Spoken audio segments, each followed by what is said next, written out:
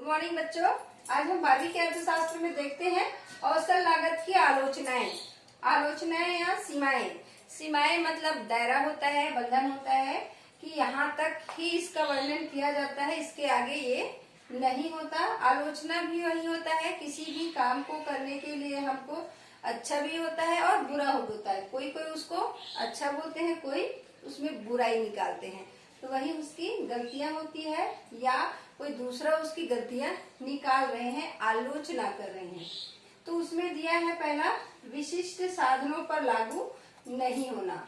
जो औसत लागत है वो बड़े बड़े साधनों पर लागू नहीं होता, ये छोटे छोटे साधनों पर ही लागू होता है, क्योंकि बड़े साधन हम उसको तुरंत ही परिवर्तन नहीं कर सकते क्योंकि विशाल होता है। दूसरा है, उत्पादन के साधनों की सभी इकाइयां समान नहीं होती। उत्पादन की जो इकाइयां हैं वो सभी साधन एक समान नहीं होती है। जो औसत लागत में बताया गया है उसके आधार पर हम देखते हैं कि उत्पादन के जितने भी साधन है वो एक समान नहीं होते, छोटे बड़े कई प्रकार के होते हैं और इसमें बड़े में तो यह लागू नहीं होता।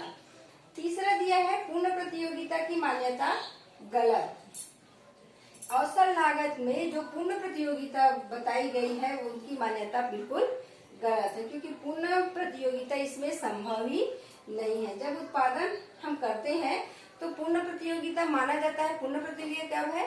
जब हम वहाँ पर उत्पादन करते हैं, माल बेचते हैं, तो खरीदने वाले और बेचने वाले का पूर्ण सहयोग रहता है, तो इसमें यह मान्यता गलत है।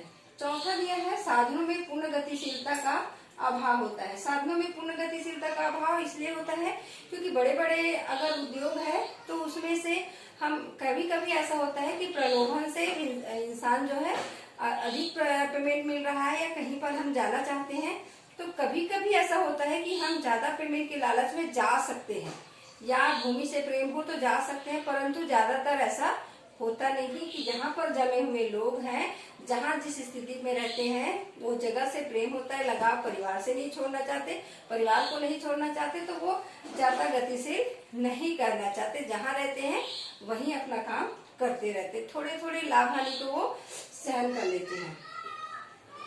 अब देखते हैं अल्पकाल में लागत विश्लेषण। अल्पकाल में कम समय में लागत का विश्लेषण। अल्पकाल में लागत का विश्लेषण में देखते हैं कुल लागत। कुल लागत होता है जब किसी फर्म में हम काम करते हैं तो जितने भी उसमें भूमि, श्रम, पूंजी, संगठन, साहस जो उसमें लगता है, जो खर्च आता है एक उद्योग में, वो कुल लागत होता है।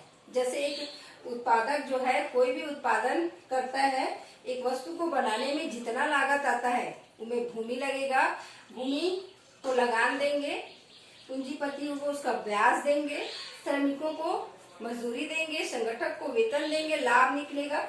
ये सब क्या होता है, जितने भी लगाए रहते वो कुल लागत है। एक फैक्ट्री में कोई भी उत्पादन करने के लिए जितना खर्च करते हैं वो कुल लागत में आता है। कुल लागत का दो प्रकार होते हैं, स्थिर लागत, पूरक लागत या परिवर्तनशील या प्रमुख लागत। स्थिर लागत ऐसा लागत है जो स्थिर रहता है, उसमें परिवर्तन नहीं होता है। कोई भी हम उद्योग जो है, फैक्ट्री जो है, जो भी उत्पादन करता है उसमें अगर हम कुछ साधन ऐसे होते हैं जिसको परिवर्तन हम नहीं कर सकते।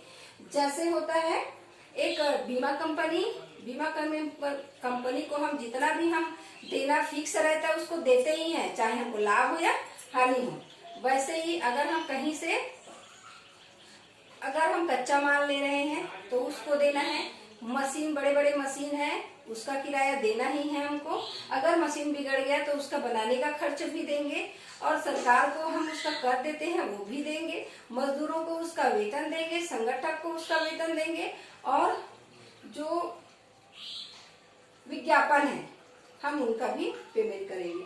तो ये स्थिर लागत है, इसको हम कम ज्यादा नहीं कर सकते। अब दूसरा दिया है परिवर्तनशील या प्रमुख लागत। इसमें हम कुछ परिवर्तन कर सकते हैं, जैसे आवागमन का है उसमें परिवर्तन हो सकता है। अगर हमको कच्चे माल कम मंगाना है तो कम खर्च लगेगा, ज्यादा मंगा रहे हैं तो ज्यादा खर्च लगेगा, ठीक है। विज्ञापन में कम खर्च हो सकता है, मजदूरों में कम ज्यादा कर सकते हैं, तो इसमें परिवर्तन हम कर सकते हैं, परंतु स्थिर में हम परिवर्तन नहीं कर सकते, वो वही का वही रहेगा। परिवर्तनशील में सिर्फ हम कच्चा माल को परिवर्तन कर सकते हैं, और जो आय व्यय का है, जैसे हम कच्चा माल लाने ले जाने में वाहन खर्च करते हैं, उसमें परिवर्तन कर सकते हैं, मजदूरों में परिवर्तन कर सकते हैं। ठीक है, बस इतना।